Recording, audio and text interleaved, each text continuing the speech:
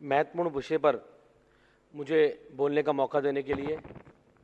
जैसा कि अभी सभी साथियों ने बताया कि किस प्रकार से इस देश के अंदर चुनी हुई सरकारों को तोड़ने का काम किया जा रहा है, इस लोकतंत्र को, इस डेमोक्रेसी को धाराशायी करने का काम किया जा रहा है, उसी प्रकार से मुझे बाबा साहब अम्बेडकर के वाक्य याद आता है। बाबा साहब अम्बेडकर जब पार्लियामेंट से बाहर निकले और उन्हें जनता को वोट का अधिकार दिया तो बाबा साहब अम्बेडकर बहुत खुश थे। और आचार्य कृपलानी जी थे, उन्होंने बाबा साहब से पूछा कि आप इतने खुश क्यों? तो बाबा साहब अम्बेडकर ने बताया कि मैं आज खुश इसलिए हूं क्योंकि आज मैंने रानी के पेट का ऑपरेशन कर दिया है और अब रानी के पेट से राजा पैदा नहीं होगा, जनता के वोट से राजा पैदा होगा। ये बाबा साहब अम्बेडकर ने कहने का काम किया। लेकिन आज जब बाबा साहब अम्बेडकर ने हम लोगों को, इस देश के लोगों को वोट का अधिकार दिया और वोट के अधिकार से एक सरकार चुनने का अधिकार दिया, आज बाबा साहब अम्बेडकर के उस वाक्य में मुझे याद आता है कि आज किस प्रकार से ये तानाशाही मोदी सरकार बाबा साहब के दिए हुए वोट के अधिकार को लोगों छीनना चाहती है। आज ये सरकार साबित करना चाहती है कि जनता के वोट के अधिकार से राजा नहीं चुना जाएगा। राजा तो जिसको मोदी चाहेंगे, जहां एमएलए खरीदना चाहेंगे वहां एमएलए खरीद लेंगे और उसको मुख्यमंत्री बनाने का काम करेंगे। लेकिन मुझे गर्व भी है दिल्ली के विधायकों पर, माननीय मुख्यमंत्री जी पर और उप मुख्यमंत्री जी पर, जिन्होंने जो इनका लोटस का मिशन था, क्योंकि कमल तो कीचड़ में खिलता है और भाजपा वाले कीचड़ के, तो कीचड़ में होने वाले लोग हैं ये, तो इन्होंने जो मिशन दिल्ली में चलाया था वो मिशन दिल्ली के अंदर फेल होने का काम किया हुआ। और दिल्ली के सभी विधायकों ने भी और माननीय उप मुख्यमंत्री जी ने भी जो इनका सिंधिया और शिंदे पर जो खेल इन्होंने किया था, वो मनीष सिसोदिया ने इनका खेल दिल्ली के अंदर फेल कर दिया। और पूरी दिल्ली ने, पूरे देश ने देखा कि किस प्रकार से आम आदमी पार्टी के ईमानदार लोगों ने इनको धूल चटाने का काम किया। उसी प्रकार से आज मोदी जी जिस तानाशाही से इस देश के अंदर राज करने की कोशिश कर रहे हैं, जिस प्रकार से सत्ता के दम पे, प्रशासन के दम पे, पैसे के दम पे जिस प्रकार से राज करने की कोशिश कर रहे हैं, उसमें एक शेर मुझे याद आता है कि तुमसे पहले जो शख्स यहां तख्ते नशी था उसे भी अपने खुदा होने पर इतना ही यकीन था। आपसे पहले भी जो यहां पर था उसे भी लगता था कि मैं खुदा हूं, मैं हटूंगा नहीं। हिटलर को भी यह गुमान था, लेकिन हिटलर का गुमान भी टूटा। और मैं कह सकता हूं कि आज जिस प्रकार से जिस सरकार ने, माननीय उप मुख्यमंत्री जी यहां बैठे हैं, मैं कह सकता हूं कि आज गरीब का बच्चा जो दिल्ली के सरकारी स्कूल में पढ़ता था, जब उसकी फोटो न्यूयॉर्क टाइम्स में छपी तो देश के लोगों को गर्व हुआ, सम्मान हुआ इस बात को लेकर कि आज ऑटो वाले का बच्चा, सफाई कर्मचारी का बच्चा, रिक्शे वाले का बच्चा, मिस्त्री का बच्चा, प्लम्बर का बच्चा, इलेक्ट्रिशियन का बच्चे का फोटो आज न्यूयॉर्क टाइम्स के अंदर छप रही है। उसको एक गर्व हुआ, यह सम्मान हुआ। लेकिन उस गर्व और सम्मान का इतना दर्द भारतीय जनता पार्टी के लोगों को हुआ कि ये गरीब के बच्चे की फोटो आखिर न्यूयॉर्क टाइम्स के फ्रंट पे छप कैसे गई, ये कैसे छप गई? इन्होंने शिक्षा व्यवस्था को खत्म करने का काम किया।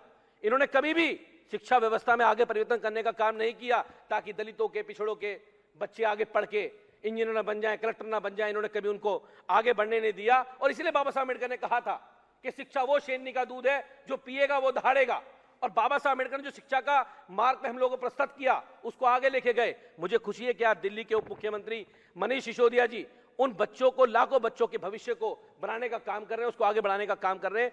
दिल्ली के सरकारी स्कूलों के अंदर पढ़ने वाले बच्चे, जब पहले वो ये सपना देख पाते थे कि मैं इलेक्ट्रिशियन बन पाऊंगा, प्लम्बर बन पाऊंगा, आईटीआई में जाके एडमिशन ले पाऊंगा, लेकिन माननीय उप मुख्यमंत्री जी ने, अरविंद केजरीवाल जी ने ये सपना उनको दिखाने का काम किया कि आज उनको ये सपना देखने का काम होता है कि मैं दिल्ली की आईआईटी के अंदर भी जाके एडमिशन ले सकता हूं। ये सपना दिखाने का काम इस सरकार ने करने का काम किया। तो आज जो सपना इस सरकार ने दिखाया, ईडी और सीबीआई के डर पर आज जिस प्रकार से सरकारों को गिराने की कोशिश हो रही है, और मैं मुख्यमंत्री जी के लिए और उप मुख्यमंत्री जी के लिए कहना चाहता हूं कि न तुम गिरे, न तुम्हारी उम्मीदों के मीनार गिरे, लेकिन न तुम गिरे, न तुम्हारी उम्मीदों के मीनार गिरे, लेकिन तुम्हें गिराने में मोदी जी इस देश में कई बार गिरे।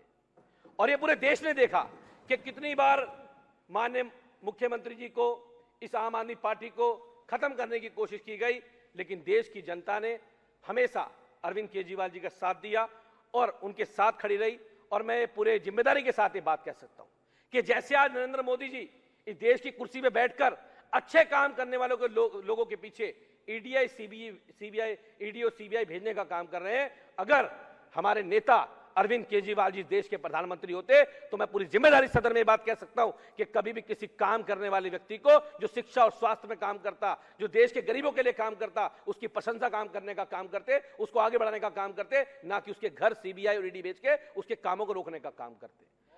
अगर हमारे देश के प्रधानमंत्री अरविंद केजरीवाल जी होते, और मैं सदन में कह रहा हूं, मैं पूरी जिम्मेदारी से कह रहा हूं कि देश के लोगों की उम्मीद है अरविंद केजरीवाल जी, देश के लाखों गरीबों की उम्मीद अरविंद केजरीवाल जी। जिस एक्साइज पॉलिसी का इन्होंने पूरी दिल्ली में हल्ला मचाया, मैं इनसे पूछना चाहता हूं, घोटाला कितने रुपए का हुआ? मैं भी कई डिबेट में गया हूं, सौरभ भाई भी कई डिबेट में जाते हैं, हम वहां जाते थे, हम उनसे पूछते थे कि भाई घोटाला क्या हुआ, घोटाला नहीं बता पाते थे।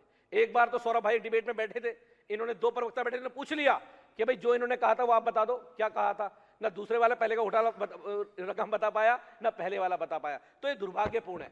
आज केवल सरकार को बदनाम करने का काम जिस तरह से किया जा रहा है, ये बहुत दुर्भाग्यपूर्ण है। अगर ये मामला अगर सच में एक्साइज पॉलिसी का होता, भ्रष्टाचार का होता, तो भ्रष्टाचार की रेड वहां भी होती। जिस गुजरात के अंदर भारतीय जनता पार्टी का शासन पिछले 27 वर्षों से है, 27 साल से भारतीय जनता पार्टी ने गुजरात को लूटने का काम किया है। गुजरात में युवा की उम्मीद आज अरविंद केजरीवाल जी बनते जा रहे हैं।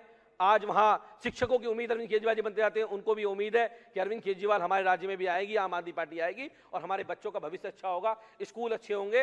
अगर ये सच में उसकी बात होती तो सीबीआई की रेड, ईडी की रेड, जो गुजरात के अंदर 75 लोग शराब पीकर मर गए, ये सीबीआई और ईडी वहां जरूर पहुंचते, लेकिन ये वहां नहीं पहुंचे। इनकी जो वॉशिंग मशीन में नहा लेगा, मुकुल रॉय इनकी वॉशिंग मशीन में नहा लिए तो मुकुल रॉय बिल्कुल ऐसे पवित्र हो गए। ऐसे ही हेमंत विश्व शर्मा, जैसे ही वो नहा लिए उसमें, वो भी बड़े पवित्र हो गए। शुभेंदु अधिकारी जो लीडर ऑपोजिशन बंगाल के अंदर इनके, वो उसमें नहा लिए, वो भी पवित्र हो गए। तो आज ये देश देख रहा है, मोदी जी ये देश आपको देख रहा है कि जो आपके तोता मैना है ना, ये किस प्रकार से लोगों को परेशान करने का काम कर रहे हैं, किस प्रकार से लोगों को परेशान करने का काम कर रहे हैं, सब आज देख रहे हैं। और एक बात मैंने और सुनी कि कल हम गांधी जी की मूर्ति पे गए थे, हम राजघाट गए थे, हमने वहां जाके पुष्प अर्पित किए, और हमारे पुष्प अर्पित करने के बाद, मतलब अगर हम लोग दलित हैं, अगर हमने गांधी जी की समाधि को छू लिया, तो उन्होंने कहा भाजपा के लोगों ने कि वो अपवित्र हो गई। आप सोचिए कितनी शर्म की बात है कि उन्होंने कहा कि वो अपवित्र हो गई, उसको हम गंगा जल से धोएंगे। इस देश का दुर्भाग्य है कि इस देश का परवेश वर्मा ने स्टेटमेंट दिया था कि हम उस गांधी जी के जो राजघाट पे हम गए थे, वो आप गंगा जल से उसको धोएंगे। हाँ, तो जिस प्रकार से पहले तो वो गोडसे के भक्त थे, अभी भी हैं, वो तो आज भी हैं, आज भी गोडसे को मानते, पहले भी थे, आज भी गोडसे के भक्त हैं। लेकिन अब जब उनकी नींव हिलने लगी है तो उनको गांधी की याद आने लगी है, उनको गांधी जी की याद आने लगी है, उनको बाबा साहब अम्बेडकर की याद आने लगी है। लेकिन देश की जनता उनको उनका चेहरा दिखाने का काम जरूर करेगी। और जिस प्रकार से पूरे देश ने आज देख रहा है उनका चेहरा, जो चाल चरित्र भारतीय जनता पार्टी का है, किस प्रकार से, मैं भी कुछ चीजें भी लेके आया हूं उनके लिए कि इनका चरित्र क्या है देश के अंदर। ये मैं एक लेके आया हूं, यहाँ पे जिस आतंकी को पुलिस ने जम्मू कश्मीर में दबोचा, वो निकला बीजेपी आईटी सेल का पूर्व प्रमुख। ये भाजपा का चेहरा है, पूरा देश इसको देख रहा है, ये किस प्रकार से आतंकवादी गतिविधियों में ये लोग शामिल होते हैं। एक मेघालय का लेके आया हूं, मेघालय में वैशाली चलाने के आरोप में गिरफ्तार बीजेपी उपाध्यक्ष वरनाड मराग के फार्म हाउस में 35 जिलेटिक छड़े, 100 डेनोरेटर, 4 क्रॉस धनुष, 15 तीर बरामद। ये इनका चाल चरित्र चेहरा है और पूरा देश आज इसको देख रहा है। और जैसे मैंने बताया कि कभी भी ये बता नहीं पाए घोटाला कितने रुपए का हुआ है, मैं सीबीआई की एफआईआर भी लेके आया हूं इस सदन में। आज इस सीबीआई के एफआईआर में कहीं भी जिक्र नहीं कर पाए घोटालों का। बेचारे, घोटाला हुआ ही नहीं, जिक्र क्या करते। घोटाला तो ये हुआ कि गरीबों के बच्चों को अच्छी शिक्षा मिलने लगी, गरीब लोगों को अच्छा स्वास्थ्य मिलने लगा। तो आज अरविंद केजरीवाल जी इस देश की उम्मीद बनते जा रहे हैं, इस देश की एक उम्मीद की किरण है गरीब बच्चों के लिए, अच्छी उसके लिए। और मुझे उम्मीद है कि हम सब लोग आम आदमी पार्टी के कट्टर ईमानदार लोग हैं।